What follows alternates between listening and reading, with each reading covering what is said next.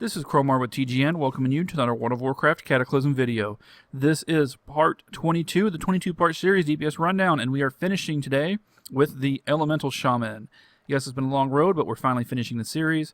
After this, we'll be doing some follow-ups to catch up on changes that have occurred while I've been making these videos to other classes.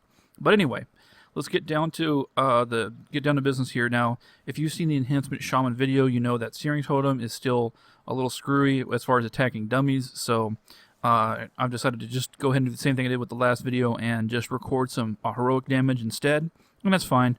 It's just you're not going to see the apples to apples comparison with the dummies that you see with the other classes, but at least you can compare Enhancement to Elemental. The talent spec is very easy to figure out. It's basically you just pick all the obvious DPS talents, which is almost everything in the tree, and you're left over with 4 utility talents. I would consider Ancestral Swiftness the most important because it's actually very, very useful for escaping many different situations in raids. I use it constantly when I play as Enhancement or as Elemental, so I would definitely recommend this talent at all times. I mean, I'd never go without it. For your other 2 utility points, you do have Convection. I got this one, but I'm finding that I don't really need it. I have basically infinite mana on fights as long as I'm using my Thunderstorm properly, so I don't think that this is really necessary.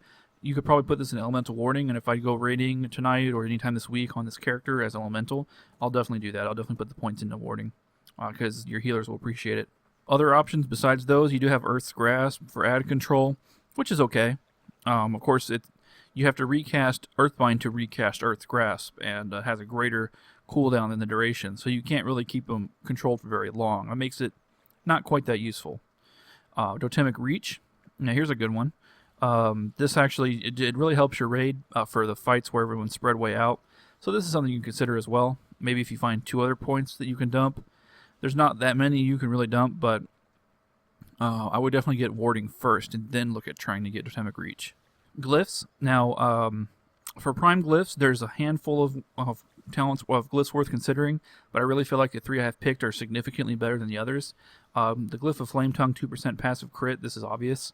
Glyph of Lightning Bolt and Glyph of Lava Burst simply buff your main spells. I know 4% is not much, but considering that Lightning Bolt's about half your damage, that's a pretty good deal. For your other your other glyphs worth considering, Glyph of Shocking. This does add a little bit of DPS if you're not laggy, because it allows you to get a few extra Lightning Bolt casts in as you're shocking, but ultimately I think this provides more DPS. And your other choice, Flame Shock, increases the duration of your Flame Shock. This is mostly for convenience because your Flame Shock dot's not a very large part of your DPS, and this won't really improve it. It just means that you have to cast it less often in order to get your Lava Burst. But since you have unglyphed an 18-second duration to a 5-second shot cooldown, it's so easy to do this rotation that I don't think this is necessary. If it was a shorter duration, like 10 seconds maybe, then I would see this being a lot more helpful. Major glyphs. Now, the Lightning Shield is not as required as it was for Enhancement because you're not spending your Lightning Shield charges that often, but it's still convenient to have it. Glyph of Thunder. I think this is an excellent glyph, considering it's only a major glyph and there's really no other really, really good major glyphs to choose from. I would definitely take this because it really helps your mana. And this glyph in combination with the minor glyph for the extra 2% is part of the reason why I have no mana problems and why I'm always full on mana. It's pretty good. For the last major glyph slot, I just got Ghost Wolf because I like it, but you know, you could get whatever you want. Elemental Mastery, this is awesome for PvP, but you don't want to use it for PvE because using your Elemental Mastery, saving it to use it for, you know, defense. No, I don't think so. That's not worth it. It's too powerful to save it for, you know, to not use it every time it comes off cooldown. Another good one is Glyph of Hex, and if I'm in an instance like Bastion of Twilight where I'm expected to do a lot of CC, I might actually take out Ghost Wolf and put in Hex. So this is something to consider as well. And there's not a whole lot of other good ones against Totemic Recall. Not really. Who cares about mana? And for your remaining minor glyphs, besides the one I showed you already, I just got the convenience ones. I like Arctic Wolf though, so you might want to take Arctic Wolf over Water Walking. But of course, just purely cosmetic. So I decided to roll the dice and run another heroic, and I got none other than Lost City of Tol'vir again. Well, that's actually pretty convenient because it allows me to run a test on Lockmaw just like I ran the test with the Enhancement Shaman. So it should actually provide some pretty equivalent data. So as you saw, the rotation there is really simple. You put a flame shock on your target, you pray to God that your searing totem targets it correctly, then you do unleash flame, unleash weapon, then you then follow up with a lava burst, and then start your lightning bolt spam. And you want to make sure you work your elemental mastery in there with the first lightning bolt. Now, I'm also pausing to use Earthquake. If you're curious about Earthquake, it is very useful in PvE for ad control. The damage isn't fantastic, and it's all physical, so you got to think about that too. But it's still pretty good. I mean, I found it to be pretty useful for large AoE situations, but not for small groups. If there's only like 3 or 4 mobs, then forget it. It doesn't do enough damage. But it's actually pretty good for these ads here, because these ads come in pretty large packs.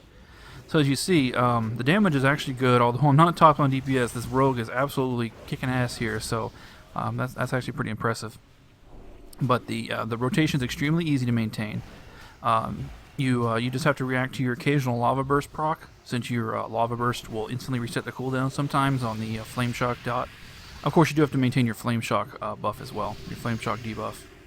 So after killing Lockmaw, we go and fight this little goober here, and he's trivial. So that's a pretty good idea of what the enhancement, the Elemental Shaman rather, actually looks like. Very simple, still based around lightning bolt spam. Keep your flame shock up. Lava burst. I mean, really, it's no different than it always was. And the only other thing you have to worry about is making sure that you cast Unleash Flame right before you lava burst.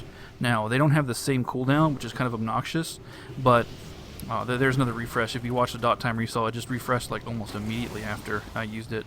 But anyway, since the cooldowns aren't the same, it makes it a little awkward to use. I try not to wait too long before I use Unleash Flame. And I try to make sure I always try to make sure I use it with a lava burst and not accidentally consume it with a flame shock, because flame shock just doesn't do enough damage to be worth it. Besides that, it's very simple. Oh, and the last thing, I'm sorry, is fulmination. Because your earth shock is really not that powerful, I don't use earth shock until my fulmination is pretty much almost filled up. I just would rather use that global cooldown on a lightning bolt. However, fulmination fully charged up does hit for a large amount of damage. It's a really great burst, critting between 40 and 50k. So back in Thunderbluff, let's look at those results. I came in second on DPS with 15.4k. Pretty happy with that result. This rogue really kicked butt with Assassination. In my original DPS test, Assassination was shown as the highest of the 3 specs, but they've all been buffed since then. So I do want to do a follow-up on that, and we'll see how the rogue looks in the future. But for now, I am going to take a look at the breakdown. We have the lightning was about half the DPS. Here, lightning bolt and chain lightning together. I use chain lightning a lot just because of the ads that were on that particular fight, with the lava burst being the next huge chunk of the damage, and then the rest with each getting their own little piece. I didn't get a whole lot of earthquake in, but in other fights where there were a lot more earthquakes, it did a lot more of the damage. So it is a very effective spell.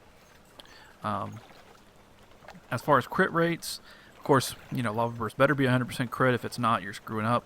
Otherwise, everything's hovering around like 25%ish. And as you can tell, I am spell hit capped in this gear, which is all the 359 epics decked out, reforged for hit, and also basically I took out a lot of crit to get hit capped, as well as lots of haste and mastery, because haste and mastery are very good for an elemental.